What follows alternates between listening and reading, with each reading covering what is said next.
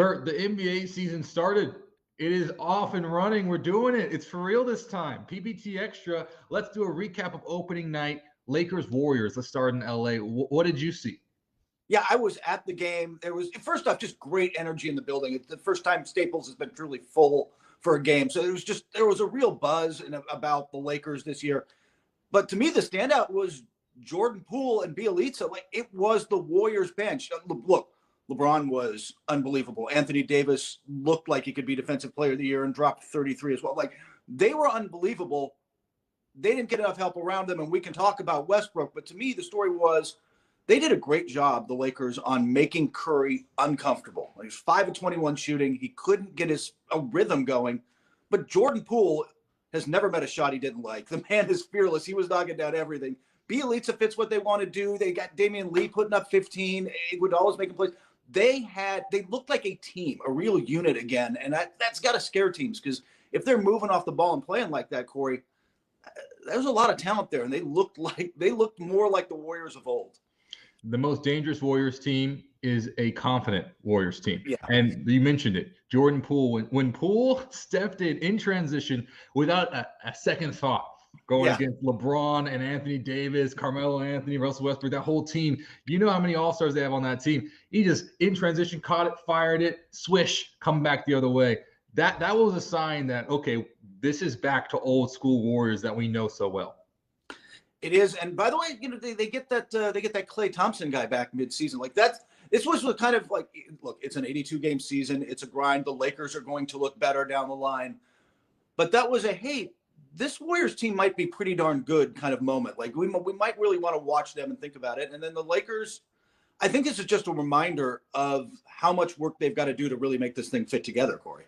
You see that game, a couple things stood out in my mind. One, transition. The Lakers looked brilliant in transition. Yeah. As you mentioned, Anthony Davis had a field day.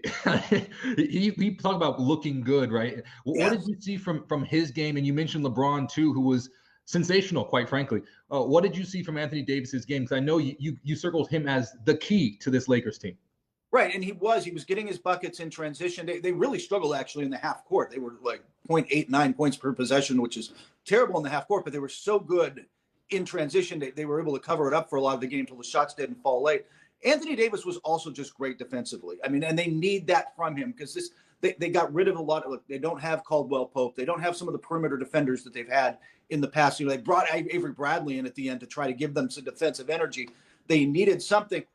Anthony Davis provides it. He was providing rim protection. He was switching out. He was on Curry on those, when he had to be. He did everything he could, and that kind of play is what they need from him. I think the rest of it look. It was a rough night for Russell Westbrook. We've talked about the fit issues, but he's going to get a little better. They're going to find better ways to use him. I think you'll see more from their bench too. But it's going to be a real work in progress for the Lakers. And we kept saying that, but it felt like lip service to a lot of people. It's not. They got a lot of work to do. We mentioned it. Anthony Davis had 33. LeBron had 34. But Russell Westbrook, 8 points, 0 for 4 from 3, 4 for 13 from the field. How do you envision them using him in a successful manner moving forward? You can't just put the ball in his hands. If you watch the game, he got the ball out by the 3-point line, and they're 8 feet off of him. Like, hey, go ahead, take all the jumpers you want, man. Like, they are pulling way back. Every team is going to do that. They've got to use him more, and it's not something he's done naturally the last couple of stops. He's got to become a cutter. Like, you're going to run the offense through. I thought Rondo made some really nice passes. You're going to obviously run the offense through LeBron James a lot of the time. You've got some other good passers on that roster. You've got to use Westbrook. Maybe he sets a pick and rolls occasionally. He's cutting out of the corner, whatever he's doing. He's got to move through that offense, because if he's standing still, I don't really have to cover him. So takeaways, I mean, being in Staples Center, you mentioned the Warriors bench, the excitement, and the addition of Klay. We also know that, it's going to take some time for this Lakers team to steady the ship. Down the road, though, if you had to pick, are you leaning one way towards the other? Who would you favor? I'd still take the Lakers. At the end of the day, I think that they're going to figure out enough around how they're not going to have those kind of nights around LeBron and Anthony Davis every night. And LeBron and AD looked great. And if they're playing at that level, this is, I don't think any other team in the West can match them when they get to the playoffs. I think that they will have figured some other stuff out. And, if they need to make some moves, they can. They've got some flexibility. But we'll see. I think that they will look better. Remember, they're also without Talon Horton-Tucker, who's just a great athlete. They're without Trevor Ariza, who's their best perimeter defender. They will get some pieces back that help this whole thing flow a little better. I want to draw your attention to Milwaukee. So Bucks Nets, that was the first game of the NBA season. Started off with the ring ceremony, which was very special. And then play started, and it was going to be one of those questions, right? Okay, well, are the Nets going to be the team that we expect them to be, sans Kyrie? And the Bucks kind of silenced that. What were your takeaways from that game? Giannis Antetokounmpo is pretty good. Like he gets better. That's the crazy thing is he's getting better. Yeah, he looked confident again, right? Like, and we saw that in the playoffs, right? He seemed to make a leap towards the end of the playoffs again, where it was like, all right, you're just going to lay off me. I'm going to drive the lane, foul me. Go ahead, I'll take the free throws. There was a confidence about him that like was such a contrast to like everything we talked about with Ben Simmons. He was so confident and going forward and attacking and relentless, and that Giannis showed up again in Game 1. And if he shows up all season, I thought the Bucks would probably have one of the two. I thought these are the two best teams in the East, but right now, today, the Bucks look like a team coming off a championship and a buzz. And there's some stuff, I don't want to say stuff to figure out in Brooklyn. I think they'll be fine down the line, but this was a tough night for them. The Bucks are playing at a higher level today. It's interesting when you look at Giannis. For me, it's every time he achieves some plateau, right? Yeah. It's almost like he gets freer. Yeah. So he wins his first MVP. And then he just elevates his game. He plays more free, wins back-to-back MVPs, gets to the Eastern Conference Finals, right? Then he gets to now he's had his blows on national television. Then he won his first championship after all of that journey, and you can see him playing freer. He's getting better and better and better. And I'm thinking, okay, wow, a two-time MVP, an NBA champion. We know about all the accolades he has in his career. To think that he's getting more and more free, there's almost nothing left. It's like he has finals MVPs, champion. Like what else is there to hinder him? He's going to be the freest, most confident Giannis that we've ever seen. And that to me spells MVP, doesn't it? It does, actually. And I think the challenge for being an MVP who wins the award again is it's not necessarily just Giannis against, Curry and LeBron and Davis and Durant and Harden or whoever else we're putting in that next, Doncic. It's kind of Giannis against Giannis, isn't it? Like you're comparing him to previous Giannis's when when you're talking about the MVP in your head, even though you're not supposed to, and I'm a voter, I can become guilty of that. I'm like, did he really take it? I think that he looked like a guy taking a step forward. And you talk about the freedom. He's really comfortable shooting jumpers right now. Like he looks way more comfortable with that jump shot, and it doesn't have to fall at this kind of amazingly. He doesn't need to be Chris Paul from the mid-range. If he's taking them and they're falling at a reasonable rate, watch out, man. It's really fascinating when you see, like we mentioned, a free Giannis, which you're right. He's operating his own space. It's almost like the way that I look at Kevin Durant. Like I compare Kevin Durant to past Kevin Durant. I don't think about him across other people in the league. I'm just like, man, like how is Kevin Durant stacking up against previous Kevin Durant? But that's a very fascinating point about Giannis. What about Giannis' supporting cast? We know Chris Middleton, Drew Holiday, who exited the game, by the way. Holiday left the game and did not return. Pat Connaughton had a very good finals, built off of that again in the opener. What did you see from the rest of the Bucks? The good news, by the way, the MRIs, they did MRIs in the building on Drew Holiday's heel, and it's just a bruise, which makes it hurts a little to run, but it's nothing serious, and he'll be back relatively soon. I think you could really feel the continuity, couldn't you? Like this was a team that knows each other, knows how to play with each other, is comfortable, and it works. They're just flowing right now, and that's why I think they're ahead. That's why I think today they're ahead of the Nets. Is that the Nets are still trying to build that, right? They never got a chance. A lot of new players on that roster, but also a lot of you just Harden and LeBron and Durant got some time together, but not like the years that the Bucks have together. Yeah, it's hard to replace that chemistry. And when we see the Bucks, one thing that stood out to me was obviously we know about the defensive prowess of Giannis, but Robin Lopez did a fantastic job being a rim protector, affecting shots. It was almost lockdown when Giannis wasn't in the game. So with that rim protection in the second unit, Plus, like you said, Giannis finishing at the rim, plus Chris Middleton continuing as another guy, elevating every single year. Seems like he's also getting freer and freer. That Bucks team is dangerous. But I want to shift back to Brooklyn now. What can Brooklyn do to get better? It seemed like Steve Nash was trying to find the right lineup. Personally, I don't think I didn't really like many of the lineups that I saw. So what does that Brooklyn team need to do? Look, I think it's figuring out who goes around the three. It's going to be Durant, Harden, and Harris out there. And I think they've got to get comfortable playing. I think he wants to be able to be flexible with different, hey, do we want Patty Mills out there? Or is this a lineup where we want to go big and we have somebody like Claxton and Blake Griffin? Like, how do we want to approach this? And I don't think they're comfortable enough with each other yet to be that flexible. And it kind of showed up. I think that will come over time over the course of the year, but they have not built up that chemistry over time. They do not have that continuity, and I think it showed.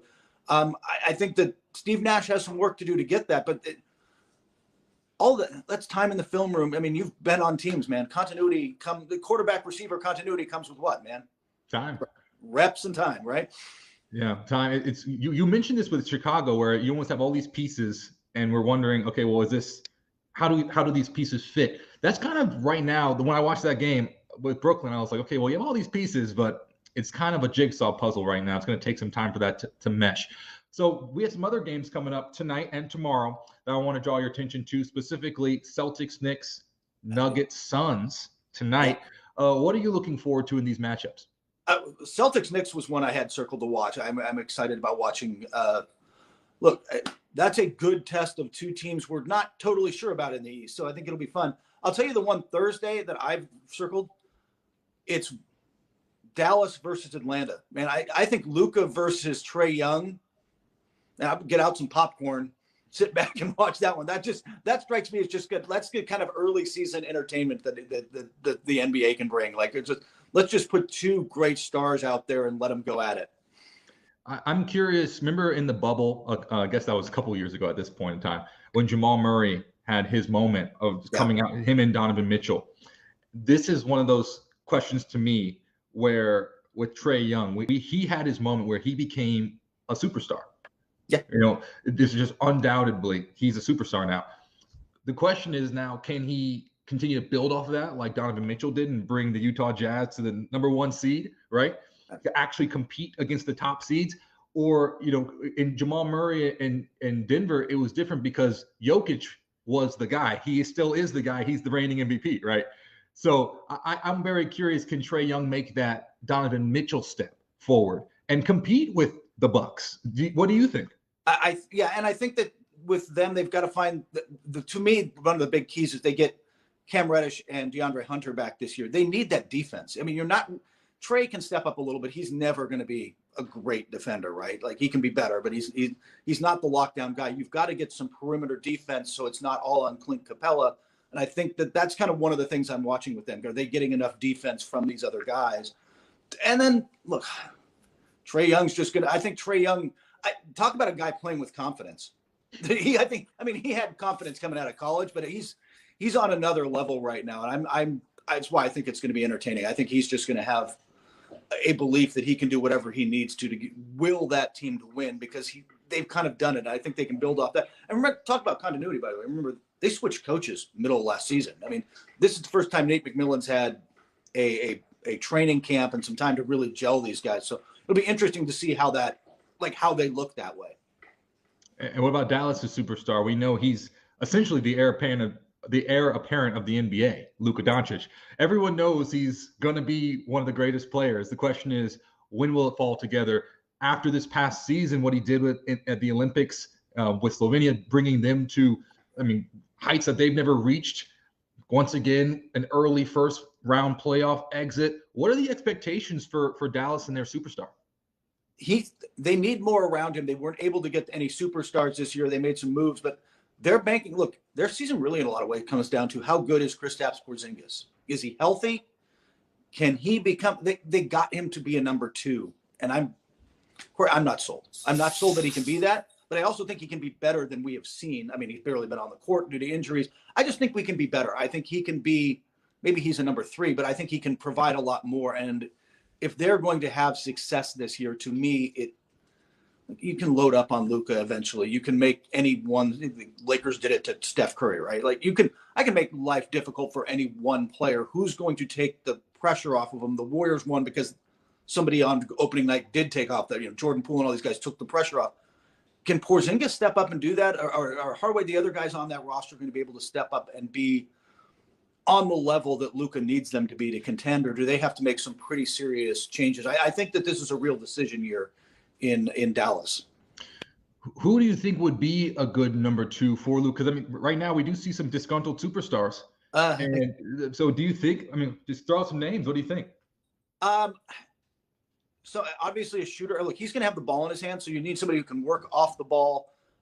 Ideally, somebody who can defend. I mean, in a perfect world, you're not getting Klay Thompson out of Golden State, but a Klay Thompson type would look really good there. I think you also do need some rim protection and some size inside, which is, if it's not, again, it doesn't have to be. Porzingis was supposed to be all of this in one package. I'm not sure they're getting that, but if you could get it doesn't even necessarily need to be a Clint Capella play.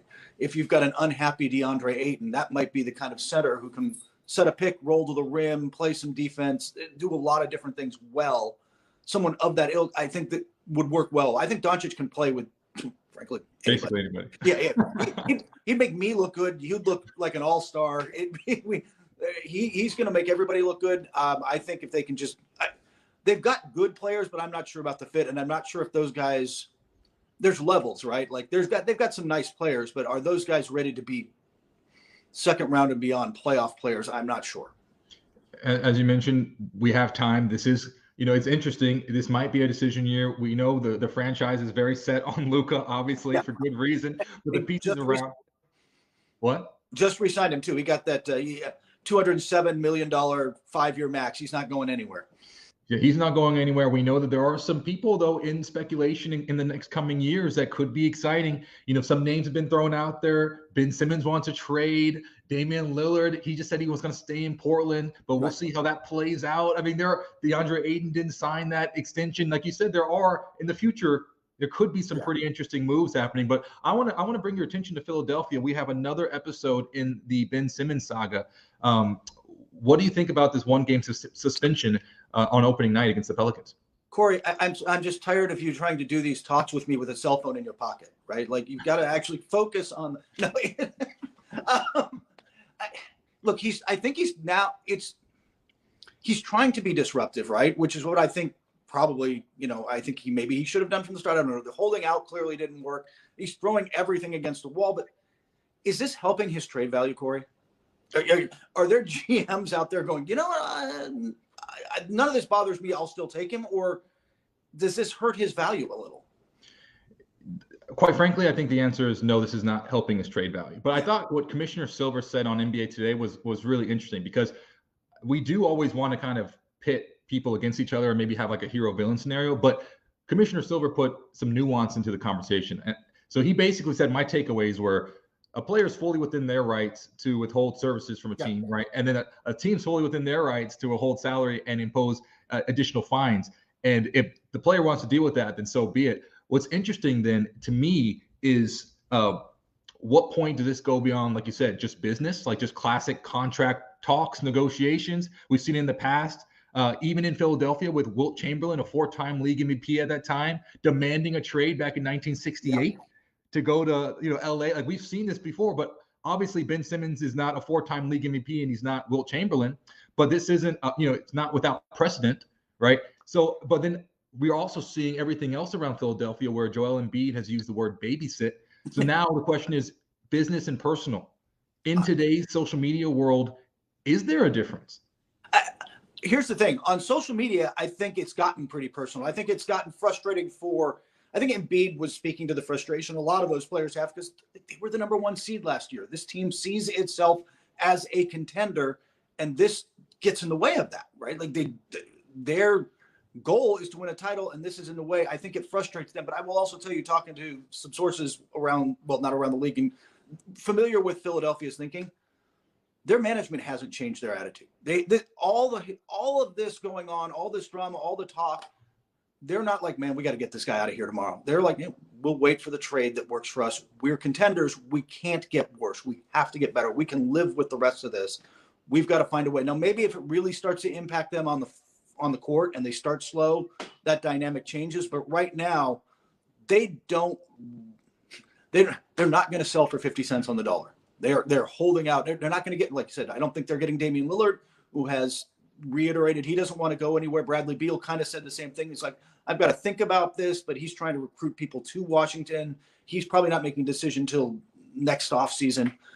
If those guys aren't coming, what are you going to do? What are you willing to take? Would a lesser package, if you're Daryl Morey and you can get Karis LeVert and another good player, some solid role players out of Indiana, is that enough? Like, does there come a point where you're like, man, look, we're contenders. If we just put some good players out there and be solid, we'll be okay. Yeah, and Commissioner Silver also brought this point up where the league, it's not like this happening in a vacuum, like you mentioned. Yeah. What's Bradley going to do? What's Kyrie going to do? What's, and they're all, and it's not just in personal situations. You also think about the franchise. Is a franchise going to make a decision like they did with Deandre Ayton? We're not signing him to a max extension. Then what happens to the rest of the league? Then you have personal decisions. Someone like a Zach LaVine coming up. What am I going to do if this doesn't work out? And then you have people like Kyrie, where it's the New York City vaccine mandate. It's a local law. It's not a personal decision like these other free agencies we've seen or trade requests. So there's so many different reactions that are happening, and everyone's trying to guess off of each other in real time, and that's creating some chaos. Yeah, the Kyrie thing is just a little more. They're kind of at a stalemate, and it'll be interesting again. I think, obviously the Nets lost opening night, but that was to the Bucks, and that's the one team in the East they're in legitimate competition with. Now, we've talked about this before. If they start 6-6, this might feel different in a little ways, but I kind of see this as a long-term holdout. And I guess the question for Brooklyn becomes at some point sort of the same thing. They would get pennies on the dollar back. Remember, he can be a free agent next year.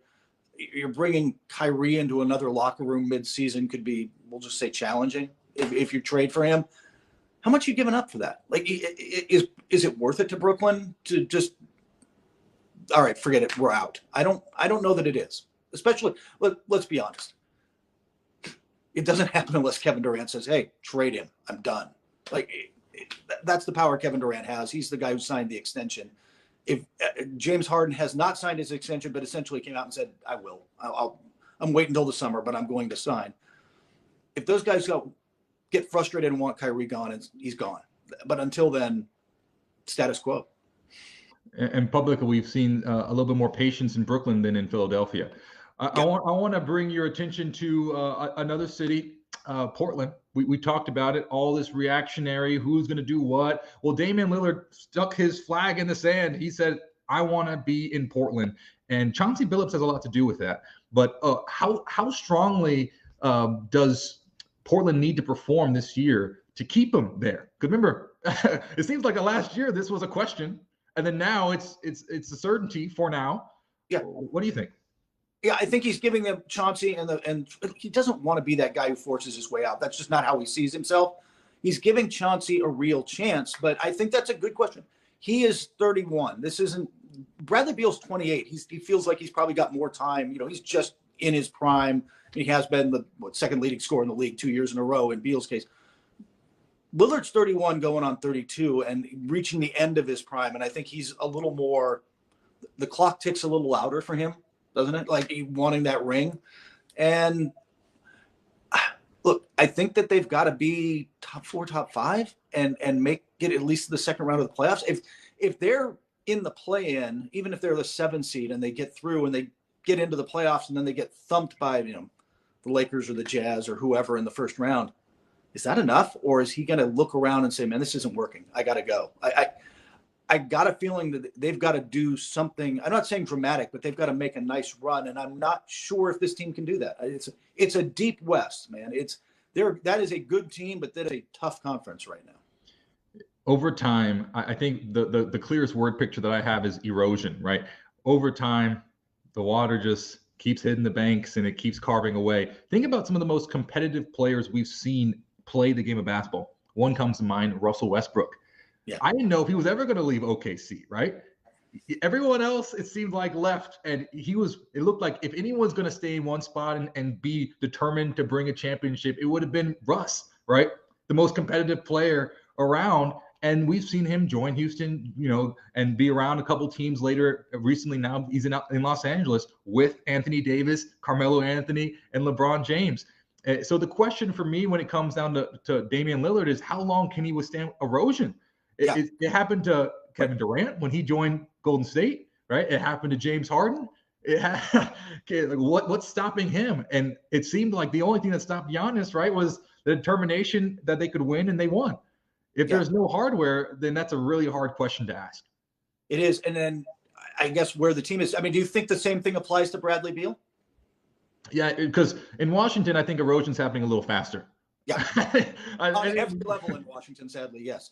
Because think about John Wall, think about like Russell was there briefly, but I mean, when you're losing that much, it's that I think it speeds up the erosion process.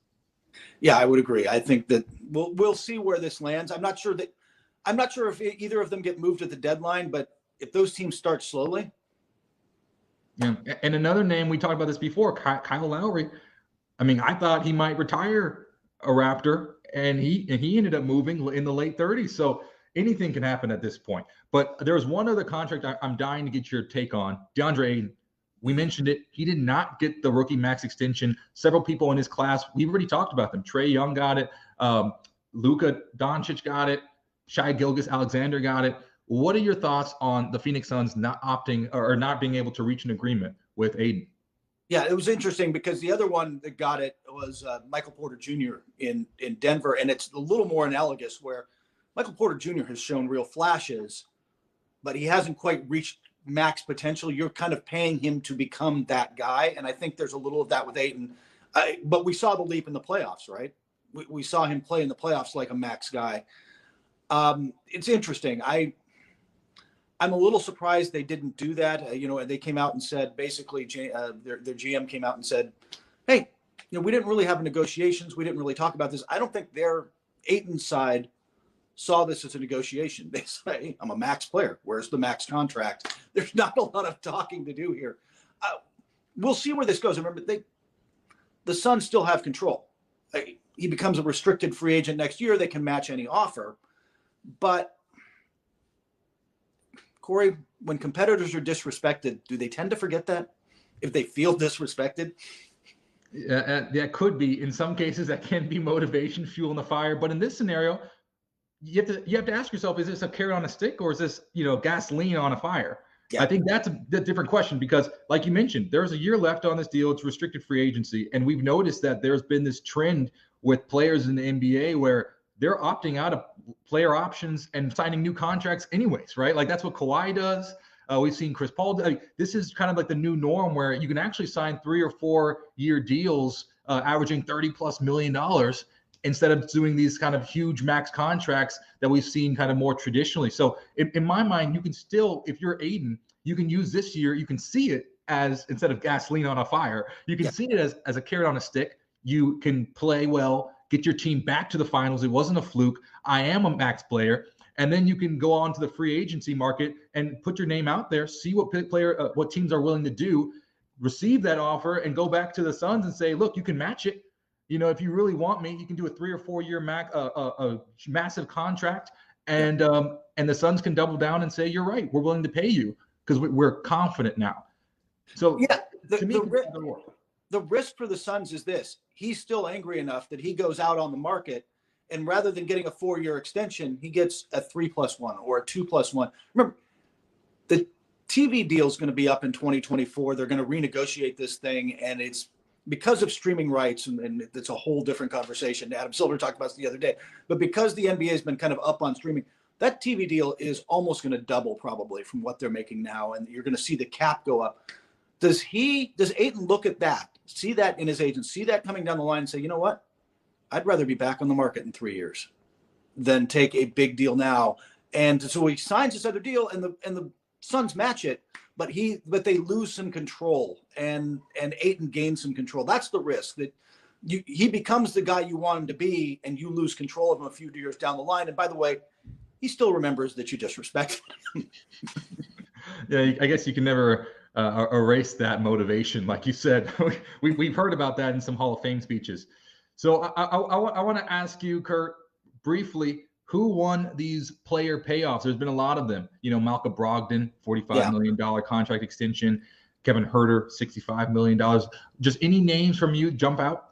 I love that the Suns, they did spend on Mikal Bridges, 4 years, $90 million extension for a 3-and-D wing who's 13 points a game and an all NBA level defender. Like, I thought that was a part of their core they also needed to lock down. I thought they did really well with that. I mean, there were the obvious ones. You give Trae Young all the money he wants, right? Like, you don't question it. I like the last one, by the way, towards the end, Daniel Gafford, 3 years, $40 million, the center in Washington.